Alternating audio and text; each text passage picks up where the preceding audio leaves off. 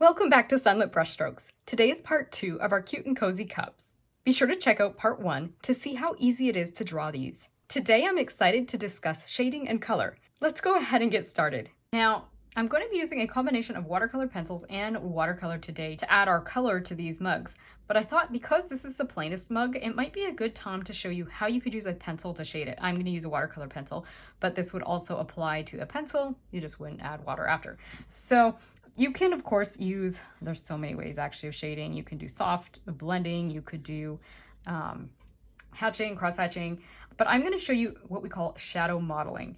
And shadow modeling is basically where you create your shadow to kind of go along with the ellipse of the mug. You do not have to do this form of shading, but it's a fun one when you're doing an elliptical object. So I'm just going to show you, and you can kind of see how I'm creating these strokes to kind of follow the overall direction that our ellipse is going. So I'm trying to keep them kind of curved, just ever so slightly, with the same curve that our ellipse was done. I'm going to put a little bit more darkness right here, but again, notice how I'm slightly rocking my pencil and trying to create some of this movement that really follows the same direction as our mug. I'm going to go a little darker at the side here because shadows are always quite dark as we come to the edge. Then there's a little bit of reflected light often, maybe, and then a little bit more darkness. So I'm just going up and down some. I'm not doing shadow modeling at the moment. Just adding a little bit more depth. I could have created more depth or darkness rather just by kind of doing that same kind of slightly rocking motion on that area. And then I'm going to just do this at the edge because I do want to have a slight outline here. I don't want to be too sloppy. And then on this side, I'm just going to do very, very, very light little bit of that shadow modeling, not too much. I'm outlining the side of this, but I decided to try and leave a little area for a highlight there. Then I'm going to do shadow modeling on the inside of here. Again, following that same direction of the ellipse.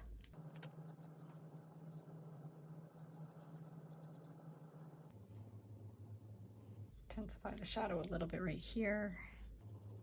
I'll just speed things up as I go over everything and deepen my shadows.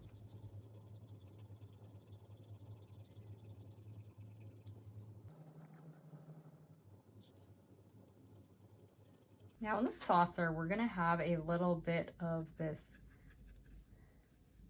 shading kind of happening here because the saucer is just lifting a little bit and it's blocking some of the light. So the shadow is going to be kind of light here. I did not use shadow modeling there, although I could kind of add a little bit of that look if I wanted to.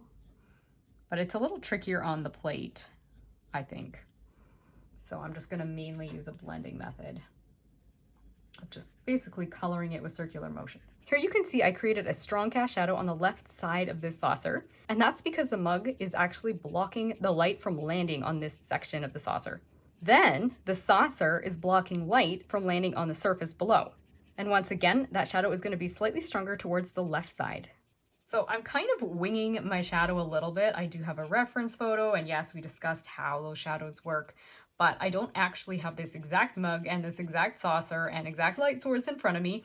I'm taking a little bit of artistic license. So if you have access to a photo that you'd like to use, or even better yet, if you have set something up in your house, that would be amazing practice for understanding light and shadows. And in that case, you would just want to use what you're seeing in front of you rather than copying me.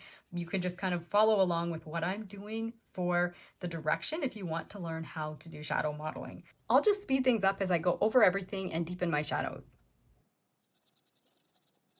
Using the side of my pencil just to get a little bit of just very soft, faint shading here.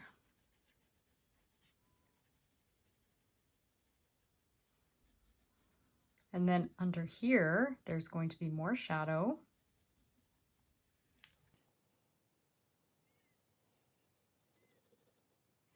Now, this is where I am looking at a photo to kind of see how these shadows are working out on the handle. So it kind of starts dark here and then it kind of flips and it goes from where the light's here to all of a sudden the light's hitting here. So you can see that change happening, and I've got my light and darks kind of switching out on the handle. And if you want to, you can always outline it ever so slightly. I'm not crazy about outlining, but if you're finding you're like losing your shape, you could do that. Just very, very lightly. Actually going to make it look more like an ellipse down in the center of the saucer where the mug's sitting. Like I say, I did kind of take a bit of artistic license.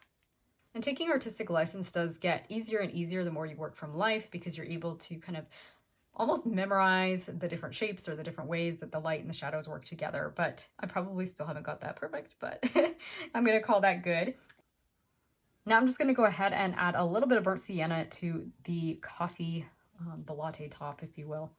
So I'm going to use a circular motion to color here. And I think using the kind of this curly motion will help it have a little bit more of that frothy look. But as I said when we were drawing this, if you want to just do this like coffee, and that's kind of how I'm going to be doing my teacup, definitely go ahead and just fill this in solid. You could probably use a burnt sienna or a light brown, depending whether you want it to have cream in it or not. I'm going to deepen the brown on this side of the latte froth and whatever, just because this is kind of more my shadow side.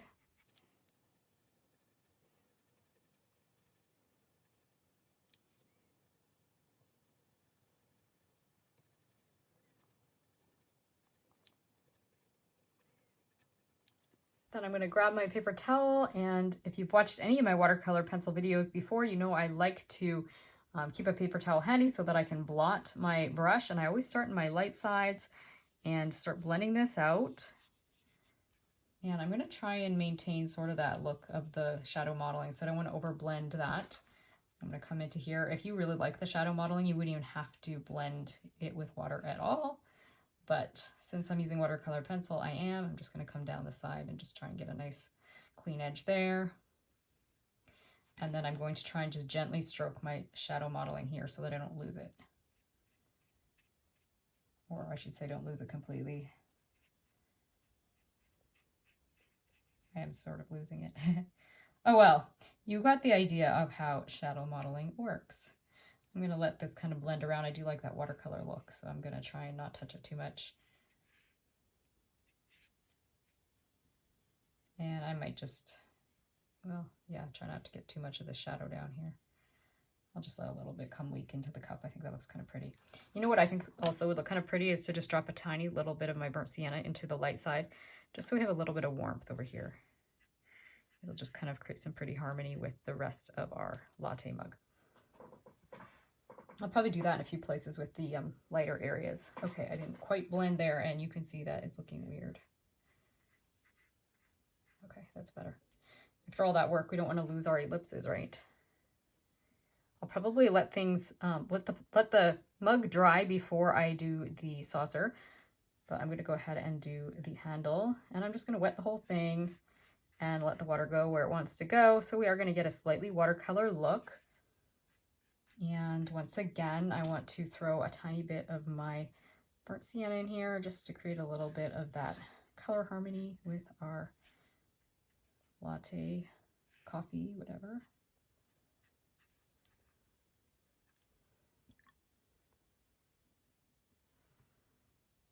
I think I can probably get away with doing the inside of this, just the blue part for now. Ooh, losing the shadow modeling again. Guess that's the one bad thing about using watercolor pencils is you do lose that, but you get the idea how the shadow modeling works. I'm going to be a bit drier here so I can maintain that. Sort of see it there still. And then to do the table, I'm going to come over here where it's no color yet. I'm going to wet kind of a little bit of a ring around here, and then I'm going to work my way into the lightest parts of this shadow gradually, and then just along the edge of the saucer. I don't want to go too crazy yet. Okay, dropping a little bit more water in.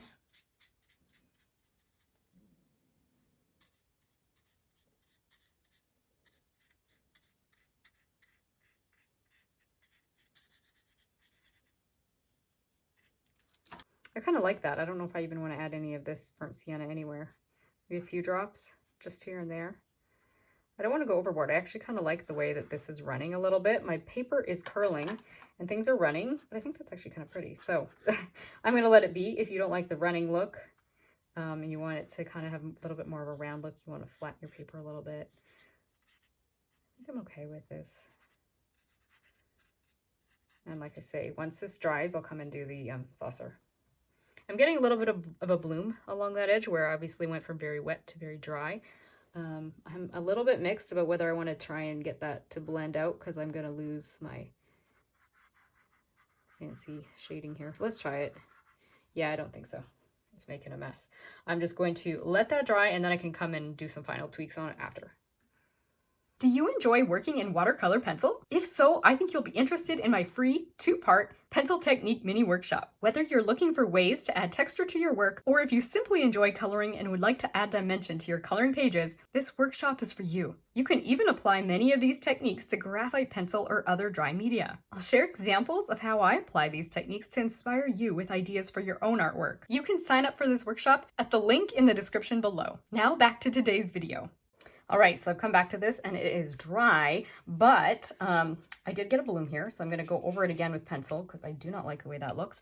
So let's grab our pencil and I'm just going to do that same kind of shading again, that whole shadow modeling version right on top of that, and we should be able to cover that. So I'll just try and very carefully, without too much water, go over and wet this afterwards so I don't lose as much of the detail, and hopefully I can also cover up that little mess there. So I'm just going to change positions. You might find it helpful when you're doing shadow modeling to kind of change what position you're using. Whatever seems most comfortable for making these little lines curve the way that these ellipses curve. Okay. I'm going to use a very dry brush to wet that because I don't want it to blend out too much, or at least I'm going to try to be drier when I do this. Just enough to just wet it. I know it's not going to have as much of a watercolor look. If you want it wetter, you can absolutely go ahead and do more water. And okay, so I'm coming now to the dry side. Whoops, I'm not quite dry. Or it's not quite clean. Okay, just going to do a little bit more of this here. Okay, I'm getting a hard edge here. I'm going to have to blend it out. It's not terrible, but I'm just going to put a little bit of water. You have to be so careful coming in with a second layer. Just because in this case, I am using a cheaper paper and it's a little less forgiving in terms of how much I can kind of re-wet things.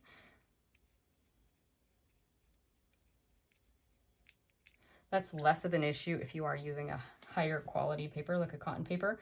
I just thought this would be a simple enough project we could get away with a cheaper paper.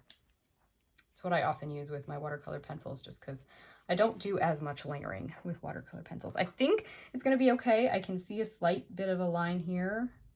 I think it's going to be okay though. I think this time. All right. Got that fixed. Now you know what to do if you get a bloom. The bloom happened because I was too wet. Could also sometimes be when you have a lot of water and you move your paper around, it can puddle. You know, the drip can kind of flow to one part of the painting, and that's definitely where you're going to get a bloom. I'm just going to fix the tip of this too. It kind of, I didn't quite wet it when I was wetting it, so I have like, almost looks like somebody took a bite out of my handle. I'm using a firm brush just to kind of rub that out a little bit. We'll see if it smooths out, and then I'll just go in with, ooh, okay, I can tell I'm damaging the paper a little bit. We're gonna leave that be. And then for the inside of the reason I could see that is I could see like a couple of little, like almost like crumbs, the fibers are lifting. In that case, you generally, like maybe when it's 100% dry, I could come in with my watercolor pencil and just create an outline if I want to, but I think I'm okay with how it looks. And that is a situation. Just be aware, if you ever have fibers lift, it's probably better to just stop touching it and definitely let it dry, and probably don't even bother touching it again. Unless you really have to, then do it very tentatively, because lifting fibers on the paper is pretty much means the paper's done. Again, has to do with the quality you use. Okay, so for the center of this little latte, all I'm going to do is just use a fairly dry brush. As you can see, I'm dabbing my brush off on my paper towel, and then I'm just kind of jumping almost with my little paintbrush tip here and just kind of just barely wetting things and letting it blend. I want the texture to stay here that I've created for my coffee. Now I'm noticing I'm not as crazy about the way the color is going when I wet it. The burnt sienna is turning maybe a little bit of a brighter orange than I think coffee should look.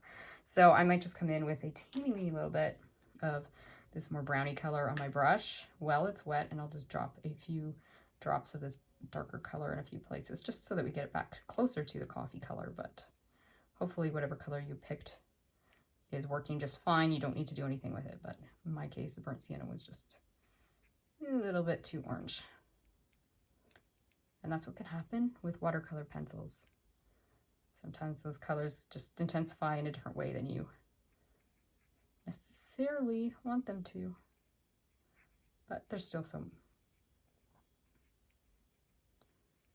All right, I think I'm good enough with that for the latte foam or whatever, and then I'm just going to quickly go in here and wet the plate. So I'm going to start with my lightest areas first. Okay, drag that around, which is fine.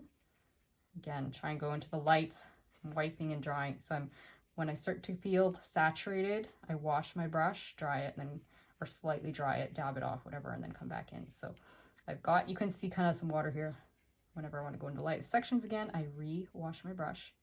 Then I'm getting back into the darker areas, so that's fine. I'm going to drag it around, and I'm going to come back, clean brush for this light section here, and take a few little strokes, trying to preserve my lights and darks. So in other words, yes, always starting lightest and then working my way into the darks. It's harder with this saucer than it is with something like a flower. I find flowers super forgiving. So just see what I'm doing. I keep dabbing my brush off so that I'm not too wet, and also so that I don't drag too much of the dark color in places I don't want it. So you just have to control it. That's really all it is just knowing that you can't, it's just knowing that the paint or that the pigment is quite dark. And you want to just control where you let that really dark pigment flow. Just think about it as kind of more or less preserving your whites. And if you like that little, like that's pretty, but I don't know if I quite like the way it's doing it right there. So I might just blend it out a little bit. Okay, I'm going to call that good for the saucer, and we'll move on to our next one. All right, so I'm going to use a watercolor for my little pumpkin spice latte, just so that it has a nice flowy look. And I'm going to start with the whipped cream. And so I'm going to put some water into these sections, but I'm not touching my pencil line. So I'm leaving like a dry spot where the pencil lines are. You can't really see that super well, but you're going to be able to see when I start adding my tiny bit of pigment or paint here where that is. So I'm going to come down, and I'm actually going to try using kind of a brownish color for this, for the shadows of this. We'll see if I like it or not.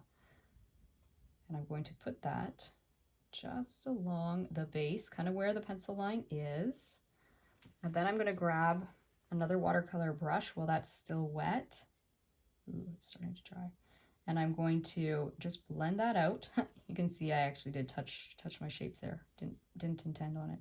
Blend that out into my water. So I'm just doing this top section first. So I'm going to try that again because I kind of, things got a little bit drier than I wanted. I'm going to drop a tiny little bit of that color in. So being very light with it. I'm going to put a little bit extra. You can be a little bit bumpy too. You can kind of just dot it on there a little bit in a bumpy motion. A little bit extra towards the left side because that's where I want my shadow to be. So I'm going to just drop a little bit of extra, this kind of brownish color. Don't want to overdo it. I don't want it to look like it's caramel whipped cream. We just want it to kind of have a very slight warm undertone. Then I'm going to come in. So I'm going to use two brushes. I'm going to have a water one and a kind of brownish tan color one. And so I'm making sure this second section is wet. I'm going to come in and drop a little bit more of this kind of nice gold color along the bottom. And again, I want more of it towards the left. So we have more shadows, and then a little less of it as I come closer to the right, but I'm just going along the bottom this time. And I'm going to try and keep this whole top section a little bit lighter. And again, I'm kind of working almost like a little bit bouncy with my brushes so that I don't have a super smooth look. I want it to kind of have a little bit of a like, I don't know, fluffy kind of look. And then I'm going to finally come into this last section. And again, on the bottom pencil line, not the top pencil line of this section, the bottom pencil line, I'm dropping in that brown color, and I want more of it. Once again, I'm going to let them blend a little bit over here. I want more of it towards the left and then towards the bottom. So I'm going to just call that good. You can see I'm a little bit I want to keep a little bit of a smoother edge along the top edge of my mug. I don't want it to be too bumpy. It is a little bumpy, but preferably I would like it to be smooth. I can probably smooth it out as I do the other parts of it. Now, while I'm using the same kind of concept of this very, very light brown, I'm going to come in and paint this sleeve of the pumpkin spice mug. Now you can paint around the pumpkin if you want, or you can paint right on it. I'm just going ahead and dropping my water in, and I'm going to go around the pumpkin, but I'm not worrying about preserving the little leaves or the little swirlies or anything like that. I'm just, might as well leave the pumpkin dry just because it's easy enough to work around. If you get it a little bit wet, don't worry about it. Okay, so just like we did our shadow on the left side of our mug, we're going to do the left side of this shadowed. So I'm just going to drop that in there, and that looks quite dark, doesn't it? But that's okay. I'm trying to kind of more or less keep a straight line. It doesn't matter if you're a little bit bumpy because this is watercolor, and loose watercolor can be bumpy. Then I'm using my water brush, and I'm just encouraging it just to come a little bit this way. If you find that too dark a shadow for you, you can always lift some out. I might lift some of it out. I don't want it to be super dark.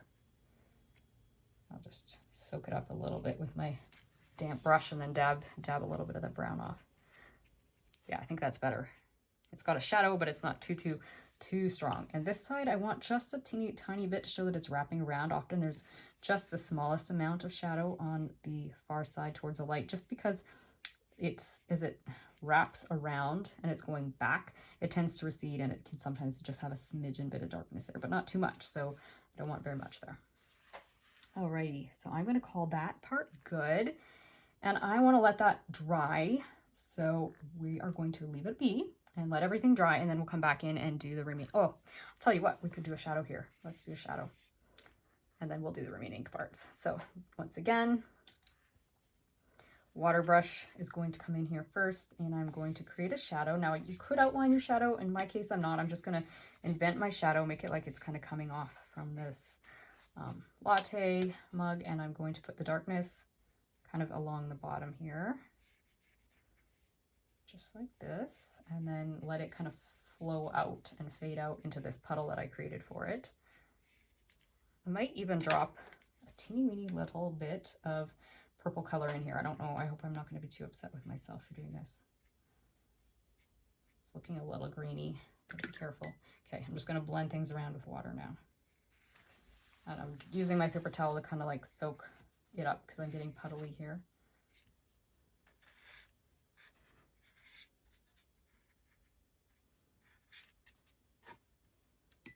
And just even this out because it looks a little bit weird.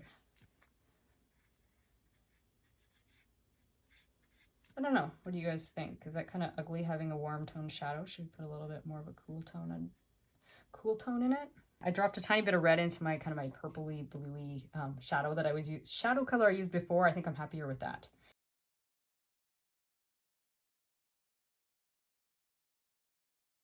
I'm just going to leave that be for now. I can always refine my shadow later. I can tell my paper's quite wet. It's probably better for me to let it dry. So let's let it dry, and then we will come back. All right, everything's dry, so now I can come in and do these two sections here. And I could come in directly with my wet paint if I want and just fill that in. That might be an okay option. It would look a little less watercolory. That's a word. I'm just going to put some water in there just as a little bit of a base. I'm not going to go right up to the edge. I'll do that when I come in with my paint, but this just gives me a little bit more freedom. It just helps avoid those hard edges from happening too soon. Okay, so a little bit of water in there, and then I'm just going to drop this color in as my orange. I'm going to do the whole thing dark, and then I'm going to come in and add a bit of shadow to the shadow side in a minute with a dark kind of a reddish color. Okay, I got to be a little bit careful along the edge here. I could even leave a white section. I might even do that. That actually looks kind of neat rather than filling it right up to the very, very top of that, or very edge of the whipping cream with my paint. Just doing it like that actually works okay, so I'm just going to do that.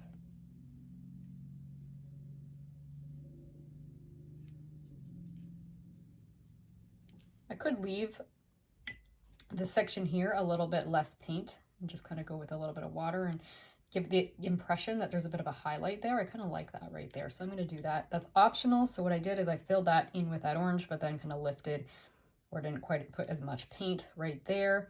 And then I've got kind of an orange, or sorry, a bit of a rusty red on my palette. I'm going to kind of add a little bit that rusty red and the orange together and just drop that into the shadow side, just so that I get it nice and dark and a definite shadow. So just kind of dropping the paint in with my brush, the tip of my brush.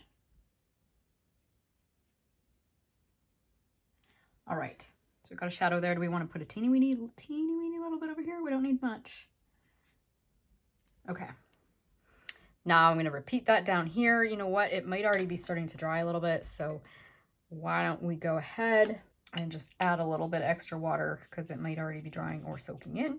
And we don't want any surprises finding out it's drier than we think. So I'm going to come back with that orangey color that I used before. Oof, I'm really wet here.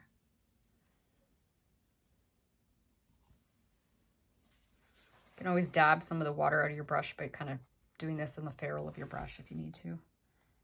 The ferrule is where the bristles kind of attach to the rest of the brush. And that's a good place to soak excess water out without getting all the pigment soaked out of your brush.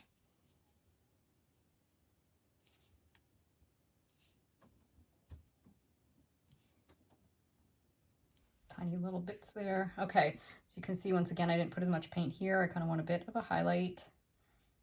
Not as much because we're lower down on the mug. You can see that highlight out there. Up there is kind of disappearing. I might very carefully need to be pretty dry and just try and soak it out. I don't want to create any weird blooms by introducing more water. If anything, I just want to lift. You can even use a paper towel and just kind of do a quick dab like that. That can be another way to lift that highlight out if you really want it there. Okay, let's just put a little bit more orange on this side before we drop our shadow color.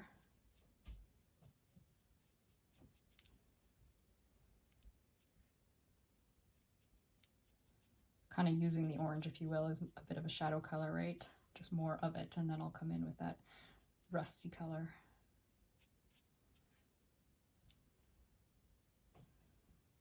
Like I say, kind of mixing that rusty color with my orange color a little bit in my palette, and then letting it drop in here.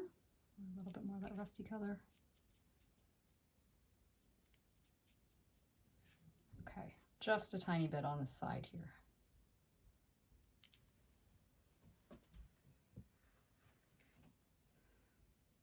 I've kind of gone a little bit weird shaped right there, but it's okay. This is kind of a little bit cutesy anyways.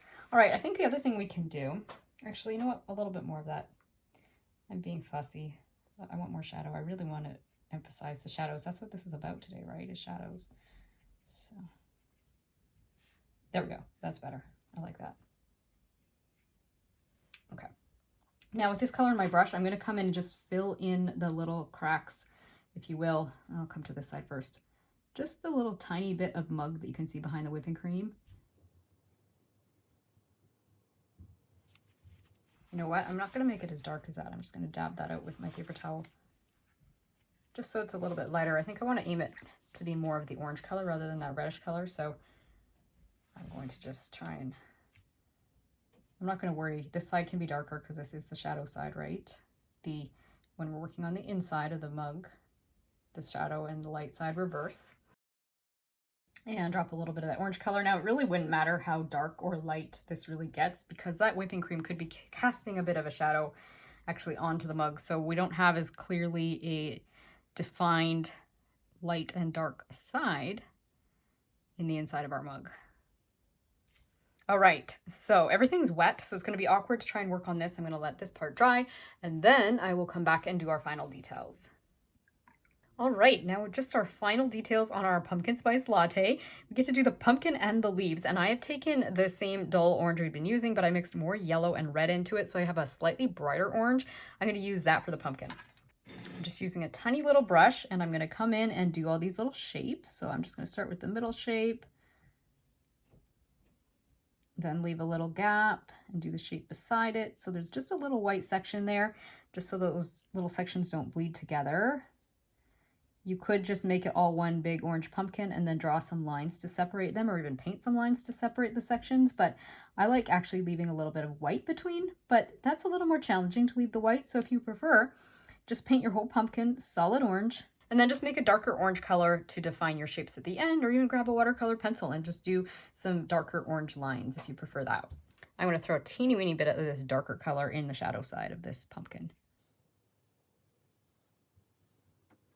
And I'm just going to, on the other side of my palette, put a little bit of my greenish color and maybe a little bit more yellow to brighten it up a little bit. That's actually kind of pretty, that deep dark green, but I think I want it a little bit more vibrant. Maybe something like that. What do you think?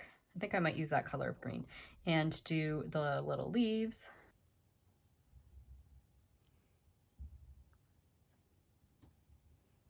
And the stem, you got to be careful if things are still wet. If you're doing the stem, you could definitely have things bleed around a little bit, which if you like that, go for it. But if you don't like it, just let the orange pumpkin dry all the way.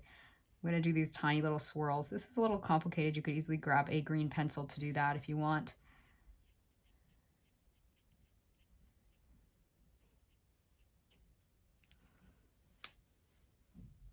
I'm going to throw a bit of brown color into my stem to make it a little less greeny. And then this is completely optional, but since I have those little lines there, I might go ahead. I'm going to tip my paper here and go ahead and just draw them in there using my brush. You could use a watercolor pencil though, or again, a pencil, and just kind of lightly, almost with broken lines here. So I'm not doing perfect lines. You can see I've left little spaces, but I'm just going to go in and do that little bit of that line that we did earlier on our wrapper. I'm going to skip the space where the pumpkin is and just trace that line with my deep red. And again, like I kind of use broken lines.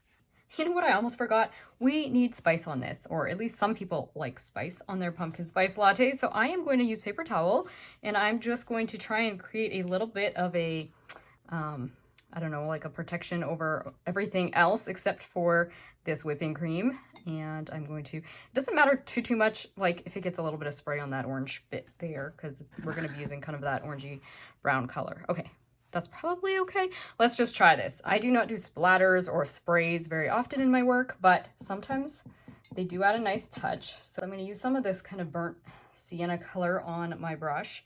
And then I've got a stiff brush here, slightly stiffer, and I'm just going to try and kind of go like this and spray it, make sure that's holding down.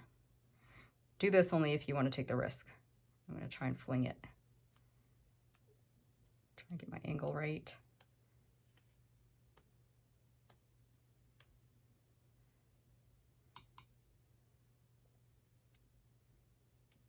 Okay, is that enough spice? Let's check it out. I think that's okay, but you can see I did mess up. I did manage to get my spice places I didn't want it, even with my so-called protection. Like I say, I'm not as worried about the stuff there, but right there, I'm gonna just try and wipe that out a little bit with a clean brush.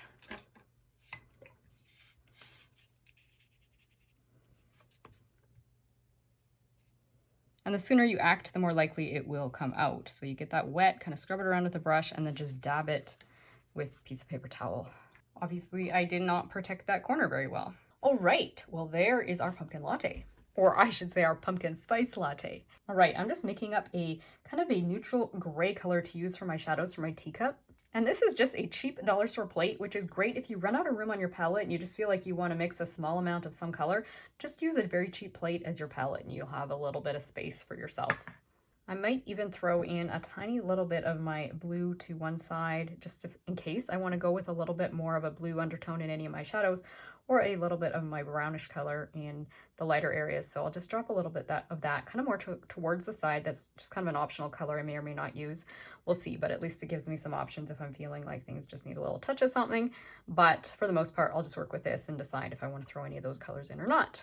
So I'm going to go ahead and wet my teacup, the main section, just the middle section here. Just using a big brush to get it wet. Then I'm going to come in with this color and fill in my shadow. So I'm just going to come down the side. Ooh, I kind of went out of the line a little bit weird there. Oh well. Oh well. And just drag it a little bit this way. So we've got kind of our main shadow side to this little teacup. And then I'll do the same thing I did with the pumpkin spice latte and just put a tiny bit along the edge there. Not too much. I need a little bit of water. I can tell I'm dry right here. I'll wait and do the little this little tag after. I'm deciding I might, this is optional, I'm going to drop a little bit of this warm brown into the lighter side of the mug, and then a little bit of that purpley color to the darker side, so that it makes this side a little bit cooler and this side a little warmer, just because typically anything that's closer to light is a little bit warmer and things that are further away are cooler. And that's just kind of an optional thing to do, because as you can tell, the mug was already looking okay without that. Just adds a little extra punch. And I'm going to do the same thing down now in this little section here. You can decide if you want to wait. Ooh, yeah, I touched them. I was going to say try and leave a little space between, like a little white section that's dry before you wet this shape. You can do that and then get away without things bleeding, or just wait till it's dry and then come in and do that extra shape. So you might prefer to just wait a minute, because you can see things bled in for me already, because they did touch, and that can make things, that can end up creating blooms and whatnot for you where you don't want them. So you might want to just let the shapes dry. I'm going to be letting all my other shapes dry before I come in and finish them. So you're probably smarter off to just maybe even wait and do this shape once the top one is dry. But since mine is wet, I will quickly go in and just do this. Throw a little bit of warmth in there, not as much. It is going to be darker under here because the mug itself is creating a shadow over it. Yeah, I think I wish I had have let that dry. Just let yours dry before you do it. Throwing a little bit of that purpley color. Okay, we are going to let everything dry, and then we're going to come back in and do these other shapes. All right, so things are dry enough now that I can come up and do this top section here. So I'm just going to give it a stripe of water, and then I'm going to grab my paintbrush, and just like we had the reverse shadow thing happening in our mug, that's exactly what's happening here. So there's going to be more shadow on this side because it's blocking the light. So I'm going to drop my shadow color in here. Drop a little bit more.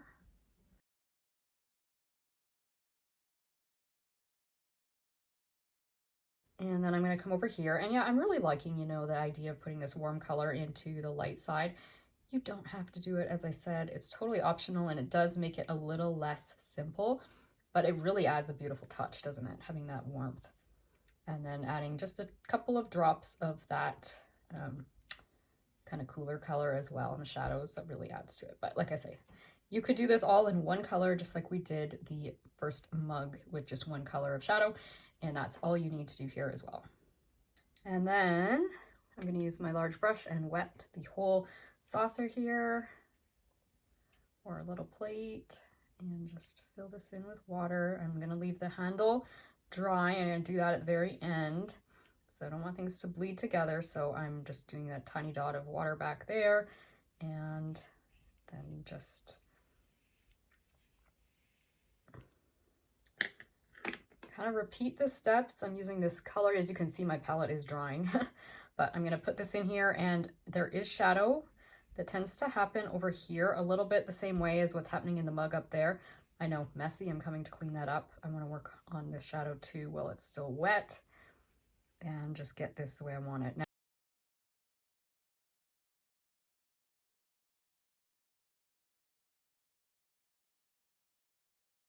before you do this, you'll probably have wanted to do that little section there of the mug. If you hadn't done that yet, if you were letting it dry, you'd obviously want to do that before you do the saucer, probably, or after, not at the same time. It's pretty obvious, but just thought I better mention it because I did say you should maybe wait between those layers, because I didn't, and it was a little more challenging.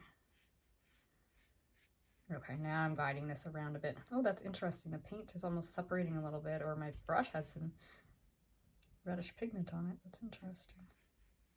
Could be the paint separating out. That sometimes happens.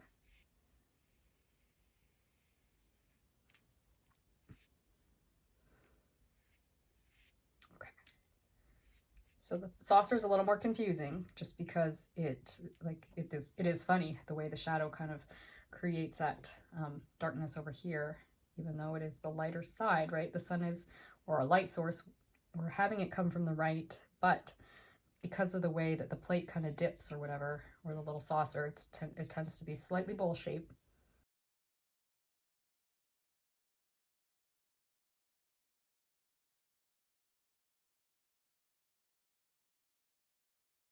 Okay, I really like what's happening over here, but I need more darkness, so I gotta keep putting it on here. This is casting its shadow. The mug is casting a shadow on this side of the plate.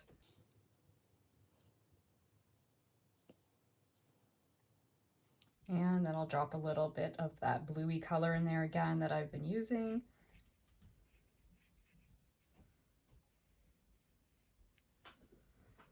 Okay, I'm going to switch things around. I'm going to turn the page a little bit just so that I get a nice clean line here because I'm struggling a little bit with that. There we go.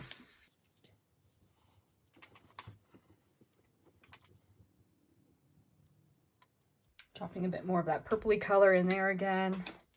And then finally, I'm going to come in with that little bit of gold that I still left on my palette. I'm just going to drop a little bit of warmth in the lighter areas. I need to move along a little faster here. I can tell things are drying a bit.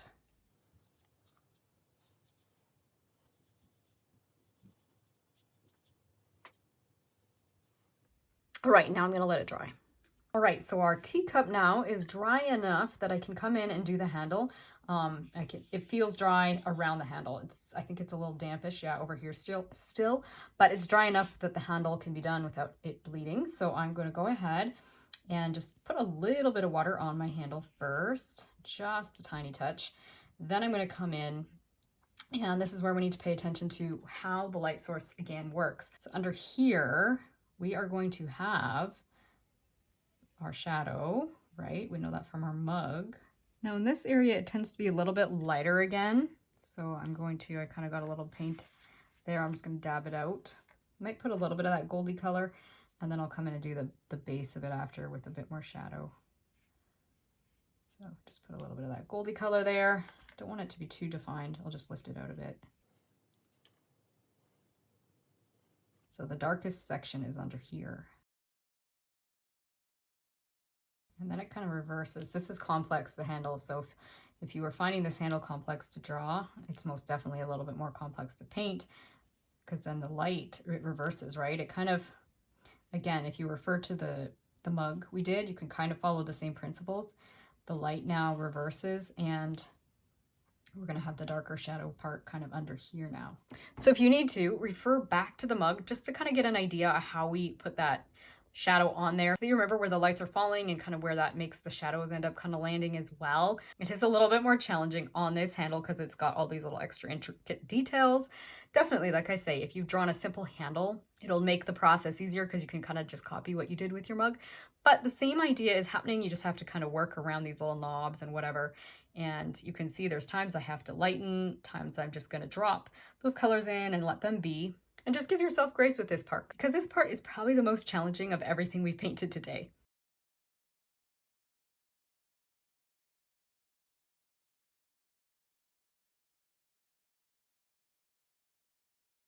Inside is dry enough that I'm going to go ahead and just paint in some tea. And it's kind of funny, actually. We haven't really done any just solid tea or coffee, have we? For our painting. It's all been either whipping cream or latte top. So here we go. This one will be a nice solid one. Solid color. I'm using this kind of rusty color, light brown color that I used already today. Dropping it in there. And this is where you can decide how light or dark your tea is going to be. Is it black? Does it have some cream in it? Do the color that you like it to be. I'm going to mix up just a slightly darker version of this color. Maybe throw a little bit of my purpley color or my red and drop it into the shadow side of the liquid so that I get a little bit darker look. And I'm just kind of wrapping it around a little bit like a C shape. I'm going to drop a little bit along the edge here.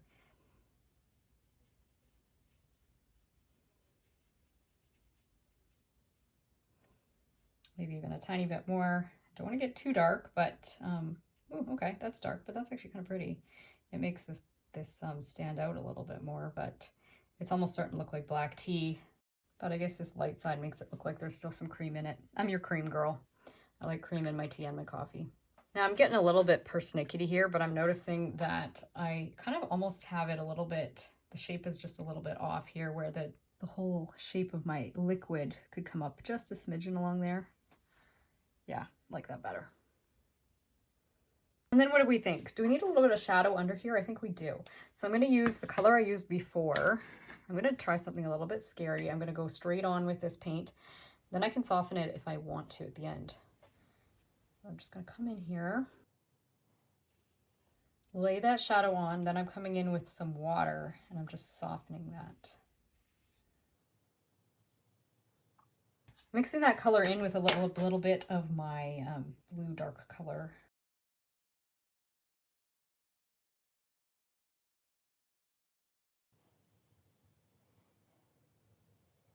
Put a little bit of water there to soften that edge again. Just trying to get it dark enough so that it sticks out, but I'm also kind of scared because I feel like I'm going to make a mess here. As you can see, I'm not getting perfect lines, perfect shading.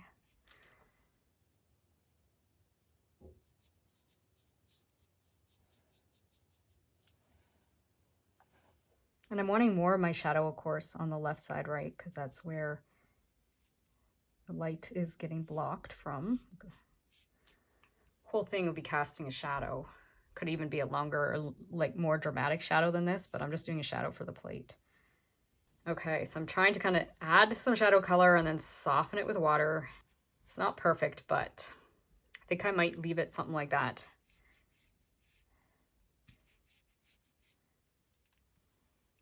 And then I'm going to give it a quick minute to dry, and then I'll come in and do this little tag. All right, things are dry enough. I can come in here and do these fine details, I think. I'm just grabbing what I had left of my shadow color, this kind of neutral color, and I'm just going to use it dry and do this little tag thing here.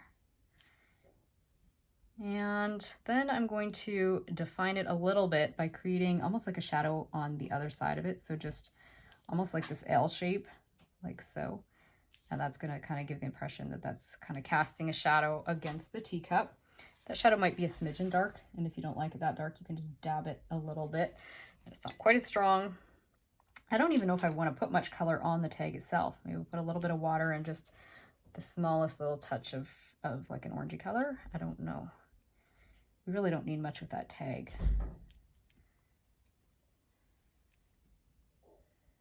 I don't know, do we even need that much? Maybe not. I think that tag is pretty much good the way it is now.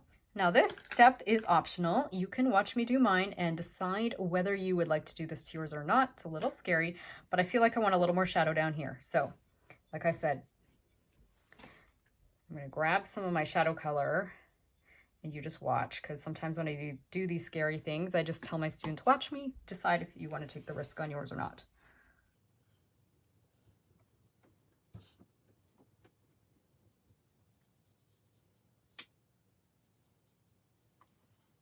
So I didn't wet anything first. I went straight on with that shadow color.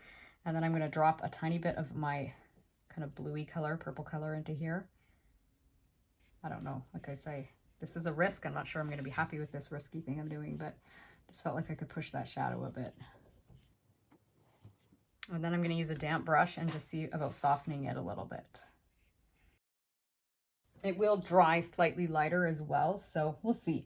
I think I kind of like that shadow there, but like I say, adding something on top, like a layer like that, when you're working on a cheaper paper is a risk.